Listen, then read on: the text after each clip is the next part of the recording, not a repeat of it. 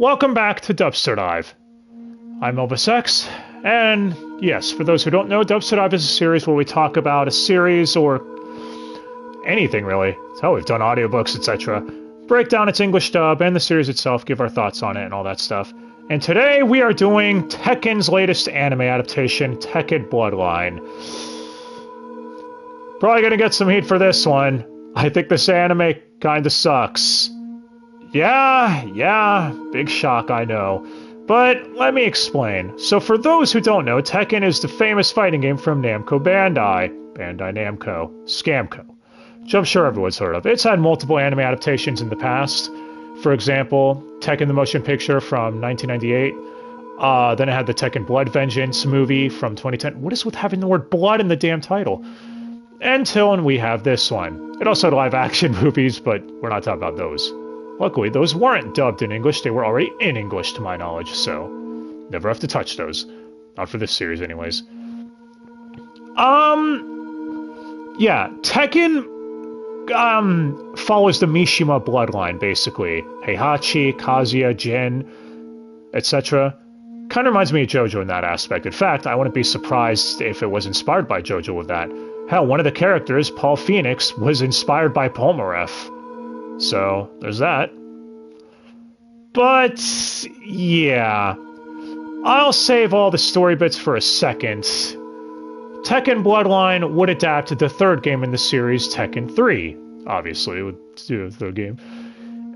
And you can imagine the problems that entails, especially when they're forced to exposit stuff about Tekken 1 and 2.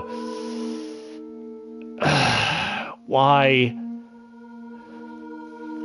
So, aside from that though, the series would come out in August of 2022 with a working in conjunction from Studio Hibari, people behind Land of Lustrous and Monster Strike, and Lark's Entertainment, the people behind Kengan Ashura.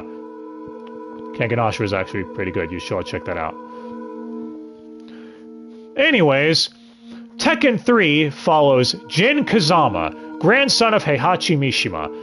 He is living alone with his mother, Jun Kazama, and she's raising him to, have good morals, training him in the Kazama fighting style, and till an ancient being known as the God of Fighting, Ogre, a green alien man thing, shows up because he's attracted to fight energy. You know, the thing Street Fighter V tried ripping off with Nikali and did it shittily. So, yeah. Jun tells him one final message. If anything happens to her, go find his grandfather, Heihachi, who's the head of the Mishima Zaibatsu Corporation, and he'll know what to do. So, yeah, it doesn't go well for her. Her and Ogre have a fight, and you can imagine what happens. Left with no choice, Jin seeks out his grandfather, Heihachi, and Heihachi, intrigued, plans on having Jin be the one to take down Ogre, because he kind of wants Ogre for himself. He wants to capture him and study him, and maybe even harness his power, etc. So, the plan is to train Jin till Jin is ready, and then host the third King of Iron Fist, which is the name of the tournament in Tekken, and potentially draw out Ogre, because all the strong fighters will be there fighting. Simple plot. The problem is, a lot of this is rushed. The anime is only 6 episodes, so because of that, a lot of characters get shafted really badly. The power scaling is also kind of broken. I'll get to that in a minute. But, yeah, this really should have been 12 episodes just for Tekken 3 alone. Hell, 24 episodes, with 6 episodes for Tekken 1 and Tekken 2 respectively, I'd imagine would also work. Especially when you find out partway in that Jin has a brand on him, basically marking him as being part of the Devil Gene bloodline.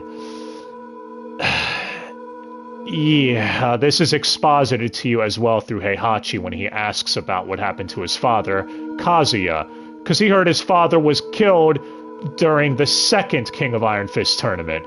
You wouldn't have had to do all this dumb shit of exposition if you had just adapted Tekken 2. Including expositing about the Devil Gene. Because think of it this way, if we were adapting Tekken 2, then when Heihachi is fighting Kazia, we would have actually seen Heihachi's reaction and been there with him when Kazia first transforms into Devil Kazia. So we would have already known the effects of the Devil Gene.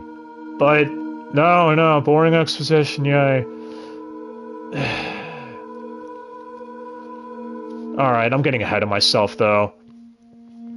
That's basically the premise of it. After training Jin, the tournament's held for the last half of the show, and 3 episodes for the tournament is not enough, but neither here nor there. I'll do my best to, I guess, try explaining everything if I can, but yeah. First, animation. I heard people say it's good in the beginning, but you can tell the budget starts rearing its head in the last couple of episodes. Don't know, but there you go. Can't comment on that, obviously. But I did like how it had audio description. That was a nice touch. More anime should have that. Not giving it a free pass, though. Still think the anime had a lot of problems. As far as the soundtrack goes, the OST reminded me a lot of stuff you'd hear in Tekken. I should mention I have been a Tekken fan for ages. Not as big into the series as I used to be. To be honest, like when I was younger, I was more into DOA. My brother was into Tekken. So that's how it was. But yeah. Tekken 5 was the last one I played to the hell out of or whatever. After that I fell off of it. Anyways, back to this. OST reminds me a lot of stuff you'd hear in Tekken in my opinion. So whether that's good or not is up to you. I thought it was fine for what it was. Moving on from that, the reason this is called Dubster Dive. So, this actually states it was, on Netflix, the original language was English, so it might be an ensemble like Dragon's Dogma was, where they recorded it all together, etc. Someone will have to correct me on that. The ADR director was done by Philip Bach, if that is how you pronounce his name. As far as scripting, couldn't find much on that, unfortunately, so... But if someone knows, please let me know. It'd be cool. Now first, we have our lead man on the dubcast, Jin Kazama. I already mentioned his whole thing. He wants revenge against Ogre, obviously, for the death of his mother. Well, potential death of his mother.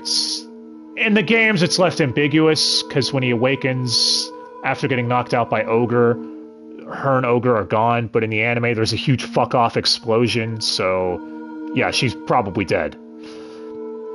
Anyways, Jin is voiced by Keiji Tang, Gojo from Jujutsu Kaisen, Lee from Tekken Blood Vengeance, who's not good enough to be in this series, only name dropped, and Lubu from Record of Ragnarok. And I think he does fine. Personally, Keiji Tang is always who I imagine to play Kazia. When he's, I guess, teenage Jin or whatever, when Jin is still in high school and all that, you know, high school aged, I don't think he does it as well, but when he's hardened Jin, like when he's pissed off, that's when he really shines. And I'm working under the assumption you guys at least know something about Tekken, so I guess small spoilers are going to be here throughout over the series. If you want to watch it, I don't recommend it. Again, there's better ways to spend your 3 hours. But if you like this series, that's fine. It's up to you if you don't want to watch it, but spoilers. So, Devil Jin actually has a filter on, and I think that filter was actually decent. I didn't hate it. There's that, I guess. Keiji Tang, I think, did an alright job, was what he was given. Yeah. Not my first choice for Jin, if that makes sense. After him, we have his mom, Jin Kazama, who's only in the first episode and then flashbacks. She is voiced by Vivian Liu. Sabiak from Squid Game. Oh god, don't bring back that dub. And Elena from Case Closed, Zero's Tea Time. And, alright, I'm gonna be honest, I did not like her portrayal as June. I don't know if it was the direction or what, but her line delivery just sounded really off to me. Was it just me? Someone could help me out with that? I don't know. But yeah, I do not think she did that good. She was the weakest one by far. So, I guess lucky she wasn't in that many episodes then. After her, we have Heihachi, the head of the Mishima Zaibatsu and host of the tournament, and scheming dick himself. Yeah, the anime doesn't show, just, like, all the crazy shit he did to Tekken 1 and 2, man. Some of it's stated, but I wish we got that adapted. Heihachi is voiced by S. Hiroshi Watanabe. No, I am not joking. What has he done? Couldn't find anything on him. One of those rare instances, I went to his IMDb page, went to other pages, and all I could find is his one credit, Seihachi from Tekken Bloodline. And to be honest, I've seen some people say that they couldn't get used to his voice. I agree with that in the beginning. I got used to it by the end of it, though. Like, at 4 through 6, it started, I guess, growing on me. But, yeah, not the worst choice. Still think it could have been a little better, though. I'm not trying to be overly negative. That's the thing. And people are going, oh, you're being a dick. Anyways. After him, let's get to some of the side characters. So next we have Hwoarang, or Waring if you like the H to be silent, who is Jin's rival. And this is one thing the anime kind of fucks up, because it states that they've known each other for a while. They even fight each other to a draw in a montage or something. But they don't really elaborate much on that. And because the anime is so short, there's not as much proper build-up as there could be with their rivalry. And I feel that was a huge missed opportunity. So when they do fight in the tournament, Hwoarang is like, looks like we're getting our rematch after all. And it's like, yeah, but wish there was more build-up to this. Especially when they're constantly saying to Jin, the lesson they're trying to teach him is, you're not the only one who's here for important reasons. Other people are too. Yet with Hwoarang, we don't really find out the main reason he's here in this anime adaptation. It's not elaborated on much. I know one could argue that this story is primarily focused on Jin, and that could be why, but in doing that, you sacrifice a lot that could be given to other characters. Not to mention, because the relationship with Hwoarang suffers too, so even from that instance, we don't get as much time for Jin and Hwoarang as we should. Anyways, Hwoarang is voiced by Todd Abercorn, someone who I actually really like. I'm going to be fair here, I actually really like a lot of the people in this dubcast. Natsu Dragneel from Fairy Tail, and Beto Gias from ReZero. And I think he does a good job as Hwoarang. That's how I've always pronounced it. If you don't like him, sorry. But yeah. He comes off as like the friendly, you know, best friend kun or whatever, frenemy rival dude. So, I like him, he's cool. After him, we have Jin's other friend, Xiaoyu, who apparently went to the same school as him in the games, I guess, but in the anime, barely get any of that. You just find out they know each other. Again, not much elaboration. So, yeah. She is voiced by Faye Mata, who's Astolfo from Fate Apocrypha. Don't judge me for liking that. And Aqua from Konosuba. And again, I think she does an actually really good job as Xiaoyu. Though there are some narrative choices made here. Xiaoyu defeating Nina Williams is definitely one of them, hence the power scaling thing I brought up earlier. That makes no fucking sense, no matter how you look at it. A high school girl taking down a trained assassin who's been doing this shit for years and years and years. I'm glad I'm not the only one who thinks that. I've seen other people think that. I feel validated. Nah, but wouldn't matter. Even if I saw other people say that or not, I still would have thought this way. This makes no sense to me. But, yeah. Xiaoyu, she does a good job as Xiaoyu. So, there's that. Speaking of Xiaoyu, her reason for being there, when she, again, I already brought up spoilers, so I'm going to give my overall thoughts on every character as we go through them to explain my point as to why I don't like this series that much. Outside of the fight scenes, thinking some of them were okay. Xiaoyu being like, no one took her seriously because she was a woman competing on a competitive level and people thought that was silly. She says this after she loses. The problem is she had to beat Nina Williams to get here, and Anna Williams and Julia Chang also compete in the tournament. We'll get to them in a minute. But, so it's like, there are other women competing at this high level. You should already feel some sort of validation for that in the first place. I don't know, it just seemed weird to me with that. But, yeah.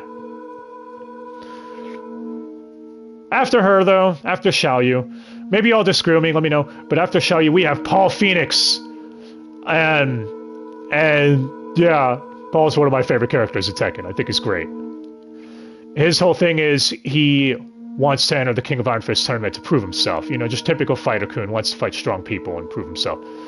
And in this, he's voiced by Jameson Price, Leo from Guilty Gear Strive, and D-Tard from Code Geass.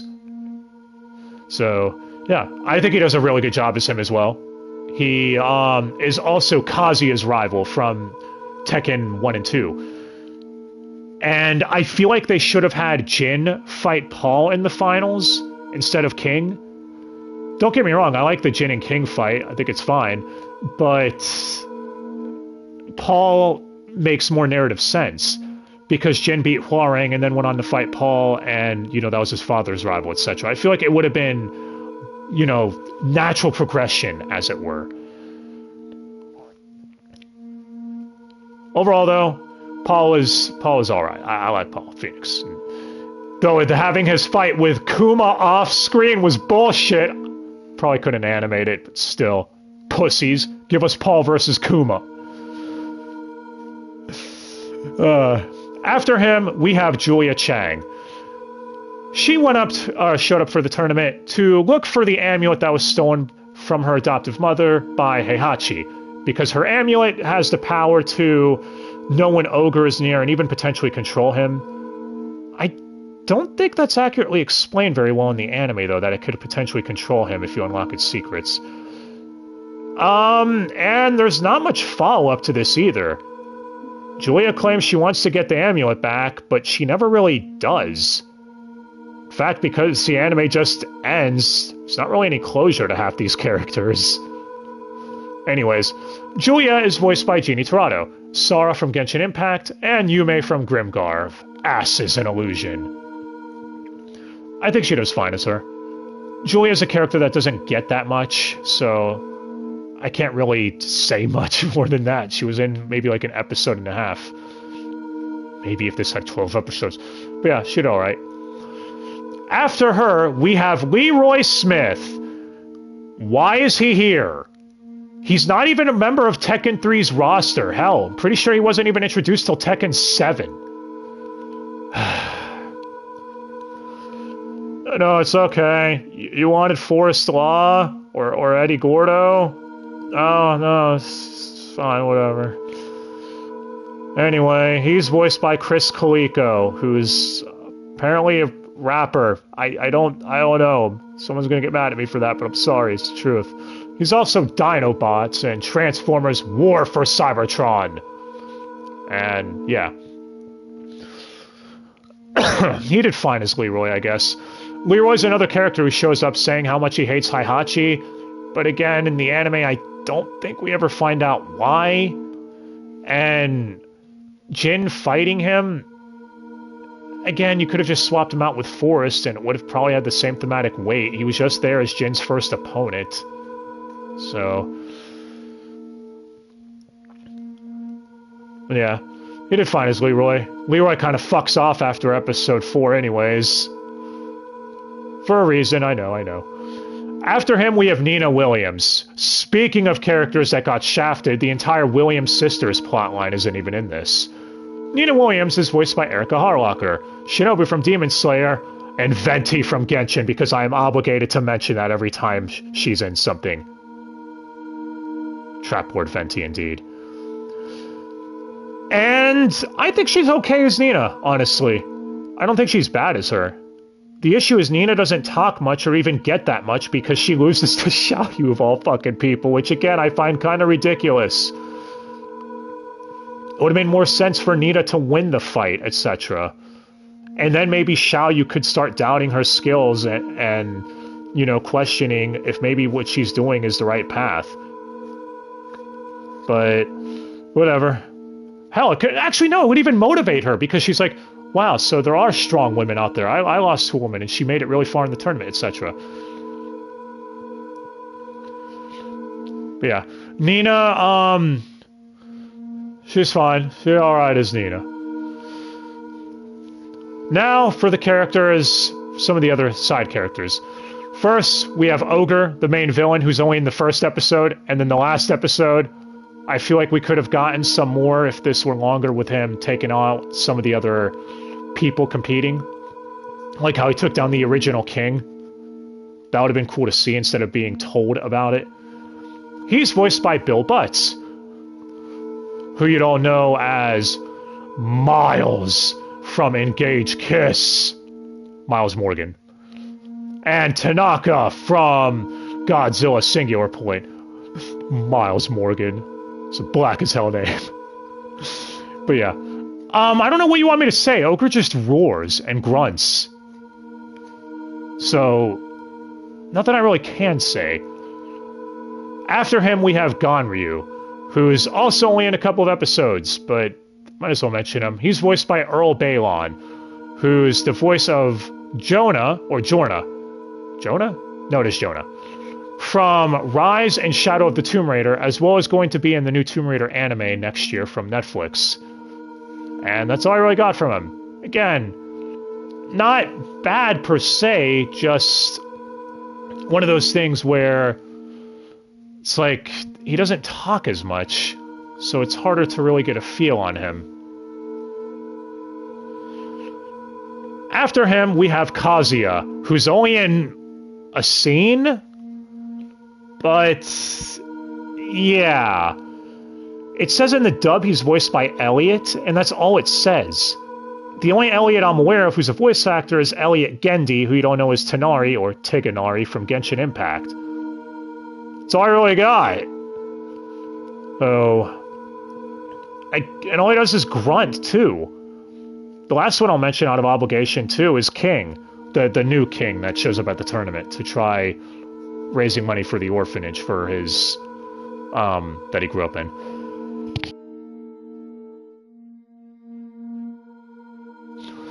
I'll be fair where credit's due and say that was one thing I really did like about the anime was King. They kept in his plot line, and his fight with Kazia was cool, and his fight with Jin was cool, and Jin after the fight said, I don't care about the prize money, I'll give it to you, and you can use the money in good health, you know, revive your orphanage, pay for it, etc. Oh, I thought that was a really nice moment, but I still feel like he should have gone on after that to fight Paul. Anyway, King is voiced by Leandro Cano. Leandro? Jeez, these fucking names. Who I could find out he was in Without a Trace and Jonestown. Live action shit. As far as voice roles, couldn't find much else. But, again, another one who doesn't really talk. Just grunts. Mention him primarily out of obligation. And that's basically our full dub cast. There are other characters I wouldn't mind finding out of, like Heihachi's secretary, Miura, I think her name is, but I couldn't find anything. But, yeah. As far as other issues I had with this anime, because there's a lot of them, let's see. Fights happening off-screen all the time, like in the tournament. Anna Williams beat Yoshimitsu off-screen. Martial Law loses off-screen. What the fuck?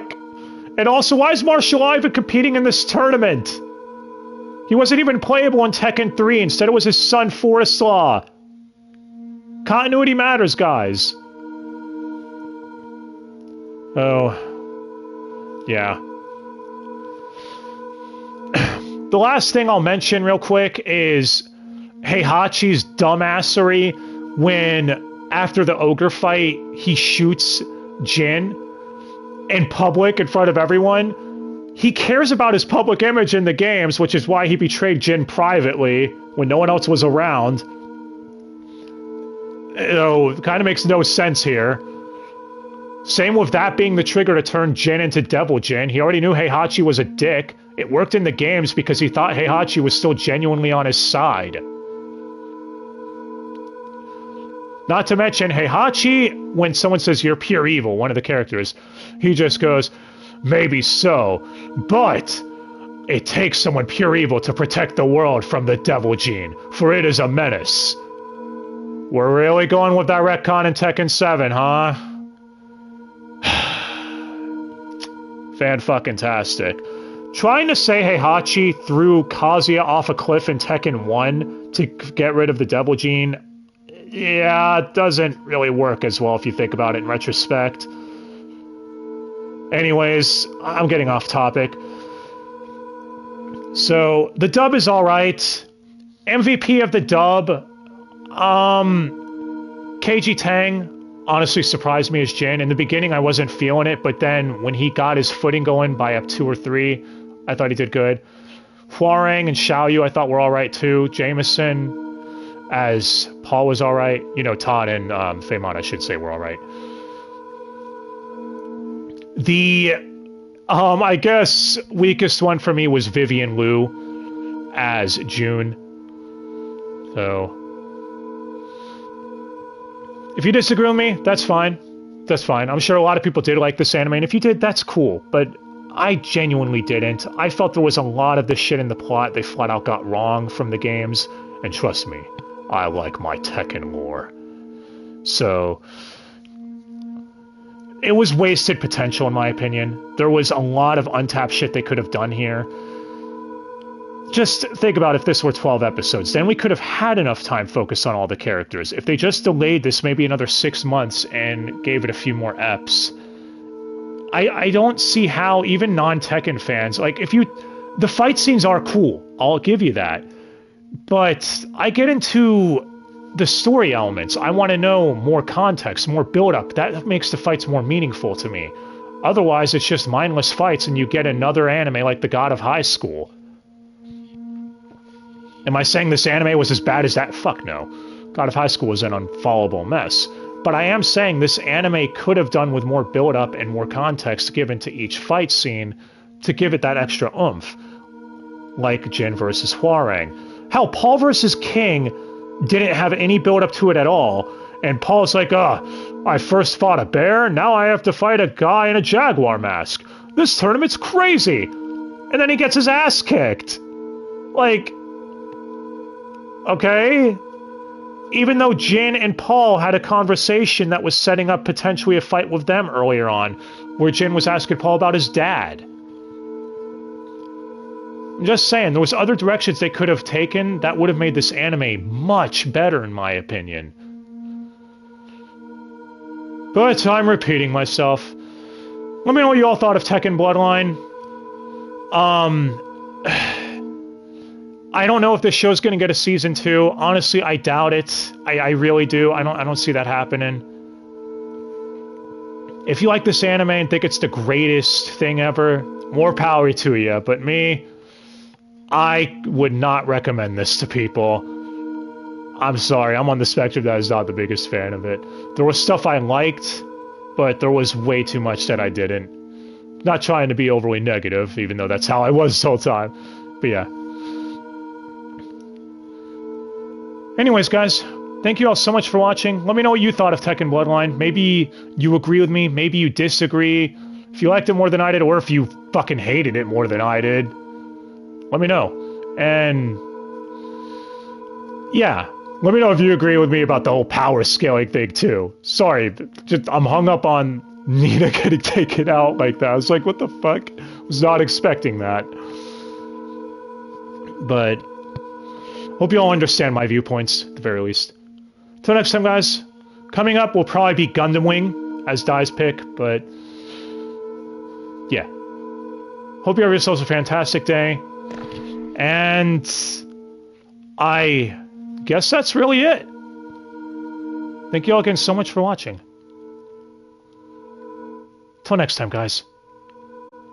Get ready for the next battle. Have a great day.